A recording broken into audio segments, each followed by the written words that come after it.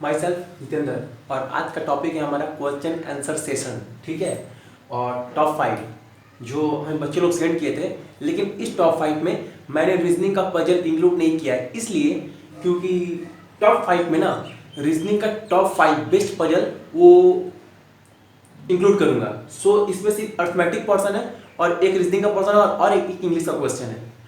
ठीक है, सो ये टॉप 5 क्वेश्चन है और ये क्वेश्चन अच्छे भी थे। सो इनका लेवल बहुत अच्छा है। ठीक है, तो आप देखिए, और ये क्वेश्चन हमारे मैथ सेक्शन में नहीं, टॉप 5 क्वेश्चन आंसर सेशन में ही रहेगा, उस प्लेलिस्ट में जो आज से स्टार्ट हो रहा है।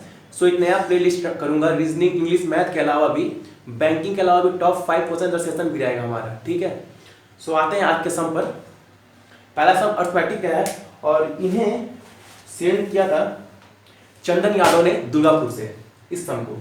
ठीक है, ये सम देखते हैं पहले। सम क्या है, बोल रहा है person sold a car at 30% profit, if he sell at a profit of 60% he gain ₹1278 more, find the CP. तो बताइए कॉस्ट प्राइस क्या है। पहले तो क्वेश्चन समझा दूं। बोल रहा है एक पर्सन है, कार बेचा है तो उसको 30% का प्रॉफिट हो रहा है। ठीक है, बोल रहा है इफ अगर वो उस कार को 60% प्रॉफिट पे बेचता तो इसको इतना और ज्यादा का मुनाफा होता। तो बताइए मेरा कॉस्ट प्राइस था क्या उस कार का। क्वेश्चन नहीं था। देखिए, इसको करने का बहुत सारे तरीके हैं इस सम को करने का। सीपी फाइंड आउट कीजिए, सेलिंग प्राइस निकालिए, फिर सेलिंग प्राइस से लेस कर देखिए, कुछ नहीं करना। लेकिन सम में भूल जाइए, जितने ज़्यादा हो सके शॉर्ट ट्रिक को समझते हुए सवाल को समझना, ये बेस्ट तरीका है गवर्नमेंट जॉब निकालने का। देखिए, बोला if a car sold 30% profit, if he sell at profit 60%, कितना और ज़्यादा बेच रहा है 30% से, कितना ज़्यादा बेच रहा है, इससे कितना ज़्यादा बेच रहा है 30% ज़्यादा बेचने के कारण इसको 1278 का प्रॉफिट हो रहा है। तो ये बोल ही सकते हैं ना, 60% माइनस 30% इक्वल टू 178, बोल सकते हैं ना। तो हमारा देखिए 30% इक्वल टू 1278 होगा कि नहीं, होगा ना। तो मेरा सीपी देखिए, तो इसको 100% निकाल देंगे तो मेरा सीपी निकल जाएगा। तो आपको इधर उधर ले जाना है, कोई जरूरत नहीं है। ठीक है, ये 0 कटेगा, नीचे 100 रहेगा तो एक 0 तक बाद में आप इंक्लूड कर दीजिएगा। ठीक है, तो ये 100 था, 100 बोलकर एक 0 कट गया। अब 3 से काट दीजिए इसको, 3 4 12, 3 2 6, 1 कैरी, 4 2 6, और ये जो 0 था इंटू हो जाएगा तो आंसर हो जाएगा 4260 हमारा सीपी। समझ गए ना। क्वेश्चन ने बोला पर्सन कार बेचा 30% का प्रॉफिट हुआ है, लेकिन जब वो 60% का बेचता है तो उसका इतने का और ज़्यादा प्रॉफिट होता है। तो कितना ज़्यादा परसेंटेज मतलब सेल कर रहा है, प्रॉफिट 30% ज़्यादा गेन कर रहा है। वो गेन का रुपीस में कितना कन्वर्ट है, 1278। तो मेरा सीपी निकल गया 426। और ये है हमारा सेकेंड नंबर सम। इसको सेंड किया था प्रियंका शुक्ला मध्य प्रदेश से। ठीक है, इस सम को देखिए क्या बोल रहा है, the compound interest on a certain some. Compound interest जो सर्टेन सम के लिए फर्स्ट ईयर के लिए क्या है 48 है, at the rate of 8% annually. Compound interest पहला साल कितना है 48, रेट कितना है 8% एनुअली। ये चीज देखना बहुत जरूरी है, बहुत कंपाउंडली देता है, एनुअली देता है, हाफ ईयरली देता है, एनुअली है। ठीक है, तो पूछा था compound interest for the second year, second year का कंपाउंड इंटरेस्ट कितना होगा, यही क्वेश्चन था। इसको करने का तरीका बहुत सारा है, लेकिन इस सम के लिए ना एक शॉर्ट कट ट्रिक या फॉर्मूला है, वो फॉर्मूला आप जान लीजिए आज, जो आपको बहुत हेल्प करने वाला है आने के वाले एग्जाम में। ऐसे सम बहुत टफ है, ट्रिकी है, आप करके खुद देख लीजिए, आपको टाइम लगेगा, हल्का टाइम तो लगेगा ही, मतलब 2 से 2.5 मिनट लगेगा, लेकिन जो मैं फॉर्मूला बता रहा हूँ ना इस सम का, आपको टाइम लगेगा ही। देखिए, पूछा है आपसे फर्स्ट ईयर का इंटरेस्ट दिया हुआ है, रेट दिया हुआ है। अब सेकेंड ईयर क्या पूछा है, इंटरेस्ट कितना होगा कंपाउंडली। तो देखिए इसका फॉर्मूला क्या है, first year compound interest into 100 plus R divide by 100। ठीक है, तो हमारा फर्स्ट ईयर कंपाउंड इंटरेस्ट दिया हुआ है 48 into 100 plus rate 8%, that means 108 divide by 100। इसको जब आप कट करेंगे ना कट करेंगे तो 51.84 आएगा हमारा सेकेंड ईयर का इंटरेस्ट। ठीक है, अब सिर्फ सम पे आ रहा है और सवाल पे आ रहा है हुआ। और ये है थर्ड नंबर हमारा इंग्लिश का सम टॉप 5 में, जो बहुत ही हार्ड है, डिफिकल्ट है, बहुत सारे बच्चे नहीं कर पाते। एरर्स के रूल्स है वही बता दे रहा हूँ। देखिए बोला है Manish was one of the greatest जज, Manish was one of the greatest जज दैट हैज एवर लिव्ड। बोल क्या रहा है, मनीष उन जजों में से महान था जो अभी तक जिंदा रहे हैं। तो पहले तो हमारा डेट इज हुआ है जो हमारा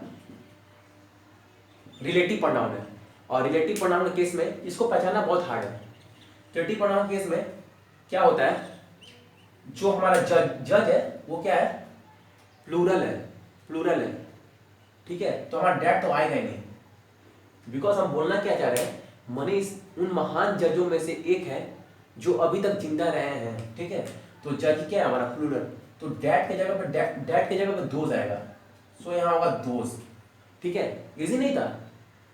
बहुत सारे बच्चे आप नॉर्मल पढ़ के देखिए, Manish was one of the greatest जज दैट हैज एवर लिव्ड, ठीक ही तो लग रहा है। लेकिन रिलेटिव प्रोनाउन केस में देखिए जज हमारा क्या है, प्लूरल, अब प्लूरल जब है तो हमारा डेट बन जाएगा दोस्त। और डेट किस लिए यूज करते हैं, सिंगुलर केस में, याद रखिएगा डेट यूज करते हैं सिंगुलर केस में। सो डेट, दोस्त, कैन, कुड, हु, हुम का यूज भी आना बहुत जरूरी है, क्योंकि एग्जाम में तो यही सब टॉप पोर्शन से क्वेश्चन आ रहा है। ठीक है, so Manish was one of the greatest जज, डेट में होगा दोज होगा हैज एवर लिव्ड। अभी हमारा सही है, ये हमारा एरर था। ठीक है, आगे दो सम और है, उसको भी मैं आपको क्लियर कर दे रहा हूँ। ये है हमारा फोर्थ नंबर सम, और ये इससे प्रीवियस क्या था, दो टाइप के सिलेबस आप दे चुके थे, दो एक टाइप का। ये थोड़ा न्यू पैटर्न है जो रिसेंट में एमबीए एग्जाम में आया था, और ये भेजा था हमें राजीव शर्मा लखनऊ से। ठीक है, ये सम तो वो बता रहे थे कि भैया इस सिलोगिज्म नया पैटर्न का है, वो भी बता दीजिए। तो ये आपको मैं कर दे रहा क्लियर, क्योंकि आ ही सकता है इस टाइप का सिलोगिज्म एग्जाम में। ठीक है, तो पहले क्वेश्चन क्लियर करते, क्वेश्चन आ गया, which of the following two statement both which cannot be true, मतलब दोनों सही नहीं, एक सही एक गलत है, but both can be false, मतलब दोनों गलत भी हो सकते हैं। तो बताइए वो दो कौन सा स्टेटमेंट है। कहने का मतलब क्या है, ऐसा दो स्टेटमेंट बताइए ना जिसका रिलेशन एक दूसरे से ना हो, बिल्कुल ना हो, आपको वो दो बेस्ट चुनना है। ऑप्शन के अकॉर्डिंग आप चुनेंगे, ऐसे भी चुन सकते हैं। ऑप्शन पहले देखिए 1 और 2, आप 1 और 2 पकड़ते हैं तो क्या बनेगा ड्राइंग मेरा, जिस बच्चे को बेसिक क्लियर है सिलोगिज्म का उन्हें पानी की तरह क्लियर होगा। बाकी देखिए ऑल मशीन मेक नॉइज, 1 और 2 का ड्राइंग क्या बनेगा, सम मशीन आर नॉइज। तो जिस बच्चे को पता होगा इसका दो कॉम्बिनेशन निकलता है, all machine are noise and some machine are noise. तो 1 और 2 तो कभी होगा नहीं, क्योंकि 1 में ही 2 छुपा हुआ है, तो दोनों एक दूसरे से गलत नहीं है। पहला ऑप्शन गलत। सेकेंड ऑप्शन क्या है, 3 और 2। देखिए some machine are noise, no machine make noise, no machine make noise. ठीक है, तो क्या बोल रहा है, ये जो पार्ट है ये मशीन है, लेकिन बाकी जो ये पार्ट है ना ये तो नॉइज नहीं है। ये जो पार्ट है वो तो नॉइज मशीन नहीं है, तो नहीं वर्ड आ रहा है। आपको चाहिए क्या, जो बिल्कुल रिलेशन ना हो, बिल्कुल रिलेशन ना हो।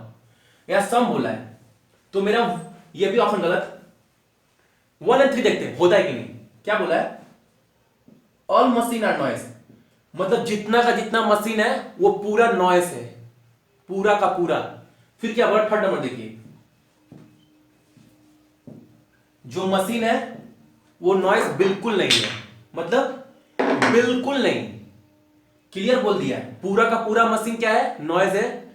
और थर्ड नंबर क्या बोला है, जो मशीन है बिल्कुल नॉइज नहीं है। एक तरफ बोल रहा है 100% है, एक तरफ बोल रहा है 100% नहीं है, मतलब 100 बोल रहा है हाँ, 100 ना, मतलब दोनों का रास्ता अलग। मतलब क्या, आंसर, मतलब 1 और 3 आंसर, समझ गए ना। ऑल मशीन आर नॉइज मतलब क्या, पूरा का 100% मशीन नॉइज है, एंड नो मशीन नॉइज में 100% नहीं है, मतलब 100% हाँ 100% ना, दोनों का रास्ता अलग अलग, मतलब दोनों, यही तो खोज रहा था 1 और 3। आंसर वही होगा। 1 और 4 तरफ देख लेते हैं आप लोगों के लिए होता है कि नहीं, देख लेते, वो भी देख लीजिए 1 और 4। ये बोला, फिर क्या बोला, इसका ड्राइंग लिखे ऐसे बनेगा। जो फोर्थ नंबर ड्राइंग है ना, ये वाला स्टेटमेंट, इसका बहुत सारा ड्राइंग बन सकता है, बहुत सारा। एक बनाकर दिखाते हैं।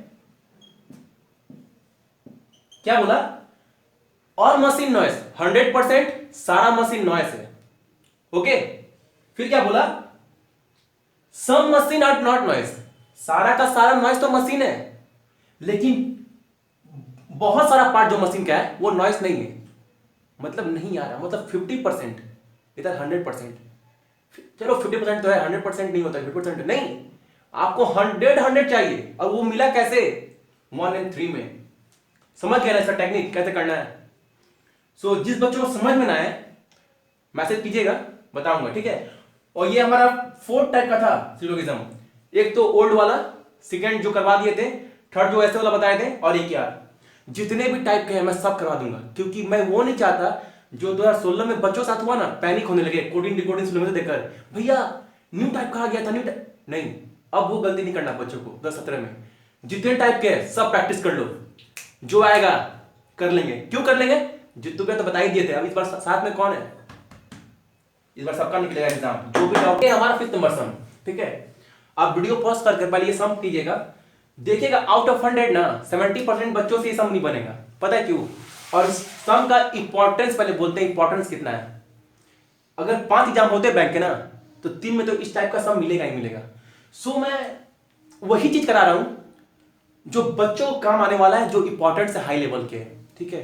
सो मेरे एक एक चीज को प्लीज, अगर आपके पास कॉपी है तो कॉपी में मेरे सम वीडियो पर सब नोट्स कर लीजिए, जितने भी। आप क्या कीजिए, सक्सेस की 98 बोलकर कॉपी बना लीजिए, या अपना नाम लिखकर, कुछ भी जो जो बता रहा हूं आप सब नोट्स कर लीजिए कॉपी में, ठीक है। बहुत फायदा पहुंचाएगा आपको। तो इस सम पे आते हैं, और ये सम भेजा था हमको शेख इम्तियाज, उनका सर का नाम नहीं मेंशन है, शेख इम्तियाज लड़का था, वो हमको सम भेजा था।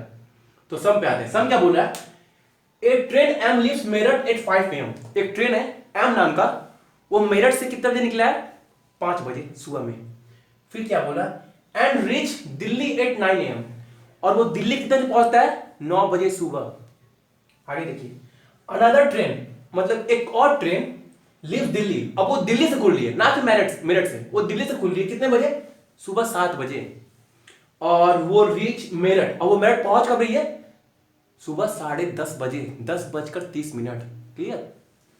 तो पूछ रहा है at what time of two train cross each other, हमको वो समय बताइए एग्जैक्ट कि वो दोनों ट्रेन कब एक दूसरे को क्रॉस कर रही है। क्लियर ना, क्लियर हो गया ना बच्चों लोगों को। सम क्या था, एक ट्रेन था जो 5 बजे सुबह खुलती है मेरठ से, 9 बजे पहुंचती है, और एक अदर ट्रेन जो 9 बजे आपका 7 बजे खुलती है दिल्ली से, वो मेरठ पहुंचती है 10:30 बजे। तो पूछा है कि एक दूसरे को क्रॉस कितने बजे करेगी, क्वेश्चन में यही था। तरीका देखिए कैसे करते हैं। पहला ट्रेन को दिल्ली पहुंचने में टाइम कितना लग रहा है,